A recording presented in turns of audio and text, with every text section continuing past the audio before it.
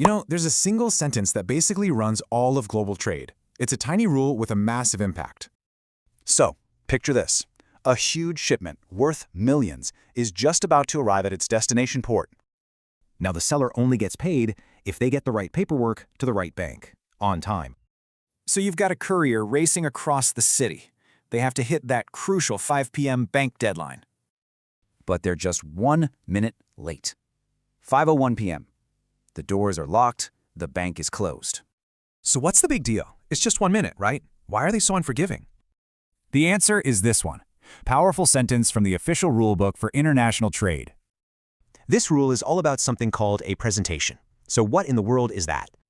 Well, it's just the formal way of handing over documents to the bank so you can get paid. It's a very specific procedure. You gather invoices, attach shipping docs, and deliver them. That's it. So for our courier, the time of that presentation was, well, literally everything. Think about it. Arrive at 4:59, the bank has to accept. Arrive at 5:01, they can just say no. And being late isn't a small mistake, it's a disaster. The seller might not get paid at all. I know what you're thinking. This seems incredibly strict. So why have a rule like this? It all comes down to one thing: creating total predictability in a super complex global system. And we are talking about a system that handles over $20 trillion in trade every year. These firm deadlines prevent chaos. They standardize the rules and let complete strangers trade with trust. So this rule isn't the villain. It's more like a necessary guardian, protecting the whole system.